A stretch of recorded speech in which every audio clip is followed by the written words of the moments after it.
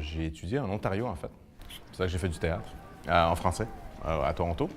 Ensuite, je suis allé à l'Université d'Ottawa pour faire du théâtre, encore une fois, en français, pour finalement me retrouver à l'École nationale à Montréal, pour faire mes 4 ans là-bas. Puis après ça, je suis ici depuis 2004. Puis je travaille, j'ai la chance de faire du théâtre. Touche du bois. Il y a quelque chose dans le théâtre, puis le temps que ça prend, puis la lenteur, puis le travail d'équipe, puis qui me plaît. Puis le rapport live avec, en direct avec des spectateurs, puis ce côté-là artisanal me plaît beaucoup. Puis la rencontre, puis le temps que ça prend, puis la patience, puis le travail. Tu sais, il y a quelque chose qui est plus,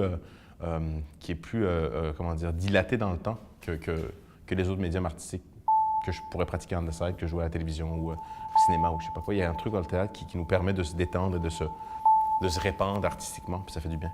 En fait, je suis dans une école secondaire, l'école secondaire Étienne Brûlé à Toronto, puis le prof, Luc Bernier, qui est maintenant un ami, venait de Massawippi, dans les cantons de l'Est. Puis lui, il allait voir beaucoup de théâtre l'été. Fait que lui, son rôle, c'était vraiment de nous amener aux premières de théâtre à Montréal, de nous acheter des billets pour aller voir plein de shows. Une fois, je me souviens, on est allé jusqu'à Détroit pour rencontrer des artistes, puis on vivait à Toronto, tu sais.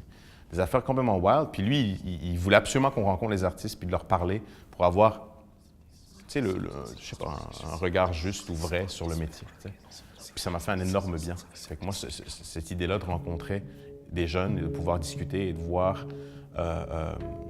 ce feu-là en eux encore très actif et très puissant, je trouve ça important.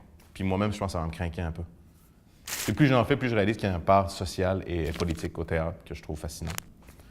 Quand un des seuls endroits où on peut se retrouver à 200, 300 personnes dans une salle avec les téléphones éteints, puis à s'écouter, puis à se regarder, puis à discuter. Je trouve ça magnifique. Et puis par politique, je ne veux pas nécessairement dire qu'il faut parler d'enjeux politiques. Je pense que déjà juste là, parler d'amour, c'est politique. Politique dans le sens peuple, dans le sens où on est rassemblés dans un lieu, puis on peut parler de choses. Puis ce moment-là est très important pour moi. Le bon public, c'est celui qui est là ce soir-là.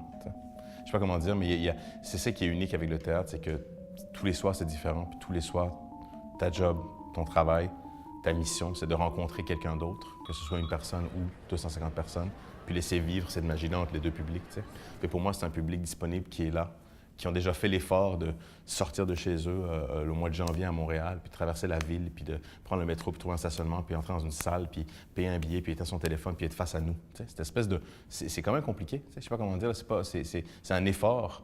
Puis après ça, il y a le plaisir de jouer devant des jeunes. Il y a ce plaisir-là qui est malade. C'est comme des shows rock, des fois, où tu joues, puis et tu sens l'espèce d'énergie dans la salle, des gens qui ont soif. Fait que ça dépend de la soirée, ça dépend de la pièce. Mais j'ai l'impression que chaque public est unique et parfait parce qu'il est là ce soir-là. Puis c'est à nous de faire notre job puis c'est d'aller à la rencontre. Les amis, ou ceux qui ne sont pas mes amis, venez le 20, 21, 22 avril 2018 à la 32e édition de l'intercollégial de théâtre au Collège Maisonneuve. Venez tous en grand nombre, ça va être formidable.